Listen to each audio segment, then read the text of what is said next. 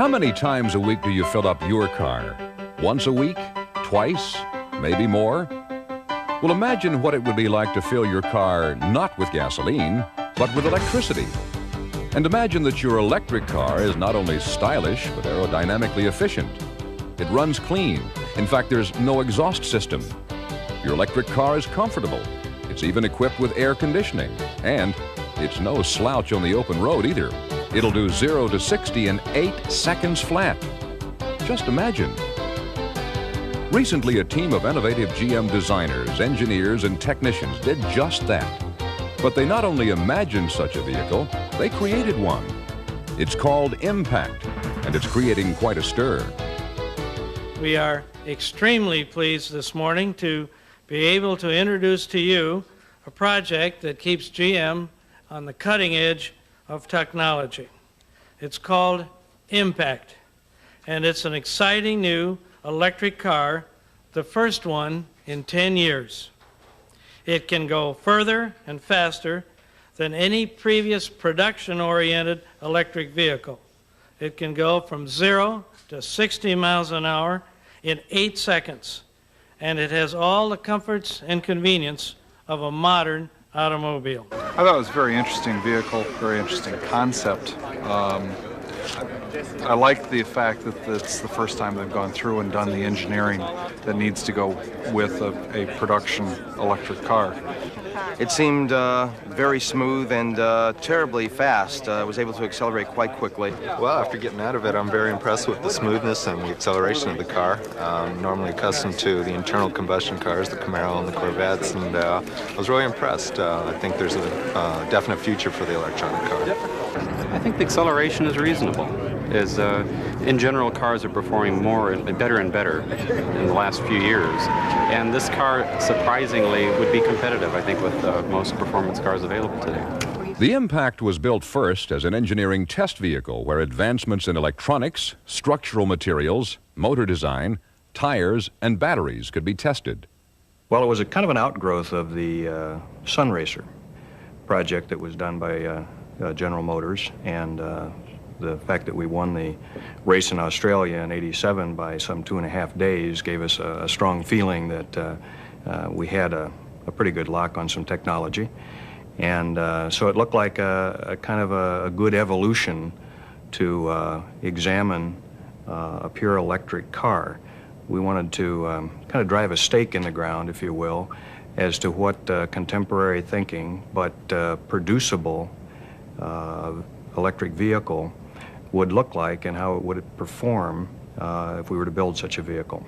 Previously, a lot of electric cars have been done by converting a production car, which is certainly an easy way to do it, but the trouble is you end up having to make a lot of compromises in doing that. The production car was not designed for the ultra-low rolling resistance, the good aerodynamics, and so by the time you're done, you've made so many compromises that you don't have a viable car anymore. So the approach here was to take a clean sheet of paper approach to an all-new car. The Impact is distinctive in a lot of ways. It's front-wheel drive, but there are 2 motors, one for each wheel. The gross weight checks in at a little more than 2,500 pounds, with 870 pounds belonging to its battery pack. The Impact is equipped with rack and pinion steering, specially designed radial tires, and a single-speed transmission, no shifting. As the design of the Impact began, several key objectives helped to form the challenge facing the team. Earlier attempts to produce a viable electric car were met with concerns about driving range and complaints about performance and style. But from the very beginning, Impact was going to be different. To achieve a cruising range of over 100 miles per battery charge, the designers of Impact were charged with creating the maximum in aerodynamic efficiency. Well, we set targets for each one of the systems in the car from an efficiency standpoint, and the aerodynamics of the car, its drag coefficient is 0.19, and that's about half what current vehicles are, passenger car vehicles. And some of the things that allow you to do that with an electric drive, there is no drive shaft down the center of the car that you have in, say, in a rear-wheel drive car. There's no exhaust system. So the underneath of the car can be very clean and smooth. As a matter of fact, it has a complete belly pan underneath the entire car. That makes it very aerodynamically smooth. and attention to every detail in the car. The car is 9.5 inches narrower in the back, and so it has kind of a teardrop shape to it, a very contemporary feel to it and look. Any aerodynamic shape would have a tapered surface going from front to back, and what the objective is to have as small a base area as you can. The smoother you can do that, the better chance you've got of lowering the drag on a vehicle. So it's an important element. In this car, the drag is very, very important compared to a gasoline car. With our large battery pack in there, we have the equivalent energy of about a gallon of gasoline. So you can see that it's like trying to make a car that gets 100 miles per gallon. So we have to push on efficiency everywhere we possibly can. Each thing that you put on the vehicle in terms of a feature that may consume power reduces the range of the vehicle. So each system, again, has to be optimized. So we have an air conditioning system that's going in. It's it's an electric motor-driven compressor, and we have the most efficient motor design that we know how to make driving that compressor. So each aspect of the car is optimized, because this car is not forgiving. When you use up the power, it impacts the range of the vehicle, and range is a large concern to us from a customer acceptance standpoint. Testing of the impact for aerodynamic efficiency has been extensive. Recently, the vehicle was taken to the GM Aerodynamic Laboratory at the Tech Center in Warren. This full-scale wind tunnel can produce airspeeds of up to 150 miles per hour. The on-site computer system records the test data for later comparison to Clay model and other preliminary test results. Our purpose is to see how we did from translating from third scale to full scale, and then we'll do a couple of changes to the vehicle. We know what happened in reduced scale, so we want to check and see if they're still holding up as drag-reducing items in full scale. If history or tradition has its way, it will be somewhat higher than what we got in reduced scale. Now, we normally take that into account in all of our testing, and we put in an adjustment factor that we've developed from years of doing this thing that allows us to project fairly accurately what the full-size running car is going to be. In addition to aerodynamic efficiency, another key component in the challenge for increased range and performance is Impact's power source. The battery pack contains 32 10-volt lead-acid batteries. It's an evolution that Delco Remy has been working with. It's called a recombinant lead-acid battery, and it has got more higher power density, and it's smaller in size.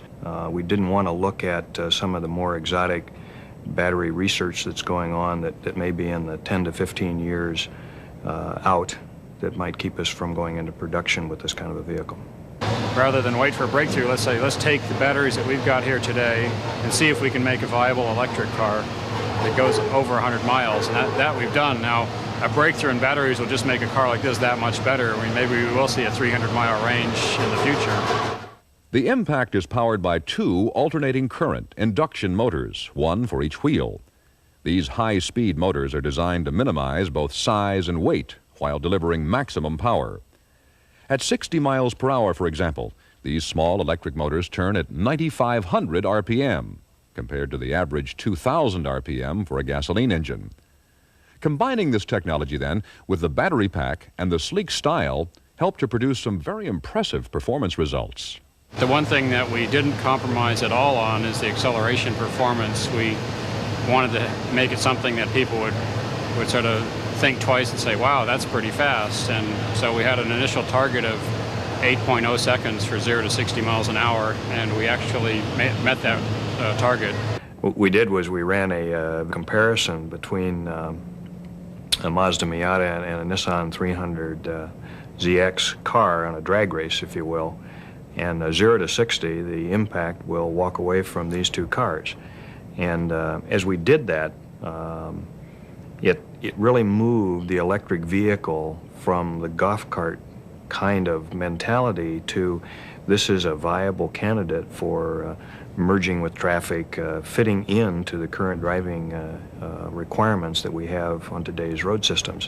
One thing about this car that you don't get on very many internal combustion powered cars is throttle response, fun to drive, that is really second to none. It has an immediate feeling of connection between your wishes and the accelerator pedal and what the car does that you don't find very often. It's a fun car to drive. Though produced as an engineering test car, the Impact made brief appearances in Los Angeles, Chicago, and several European cities. During its initial showing in Los Angeles, 4 out of 5 persons surveyed said they would definitely consider buying an electric car. 95% saw it as a sophisticated high-tech car, and 97% said driving the Impact would help the environment. At the Tech Center recently, GM employees echoed these rave reviews during an impromptu showing. It's nice, it's got a real nice aerodynamic look. It's good to see GM coming out with things that seem to be, on the high tech, on the verge of some really breakthroughs. So, it's impressive. Oh, I've heard a lot about it. I've heard how fast it goes and what its top speed can do, and I'm very impressed with it. I like it a lot. Now that you've had a chance to see it, is there something in particular that kind of sticks out in your mind that you like? The styling. Being an electric car, you can do a lot with the styling, and I like the way it looks. I think the advantages are you have far fewer moving parts. You're going to have much more reliability. I think the car will probably go 2 to 3 times longer. And I think that's where we need to be going. It's clean, no pollution. Yeah, I'd buy one today. It wasn't long ago that one could only imagine an electric car like the Impact. Today, that has changed. I'm very pleased to announce today that we are taking a major step toward helping our country meet its transportation needs and environmental goals. We are proceeding with our plan to produce and sell the Impact. With the future of the Impact now decided, American car buyers can look forward to an aerodynamically efficient, longer-range electric car that looks great and moves even better. So go ahead, imagine the Impact. The wait may be shorter than you think.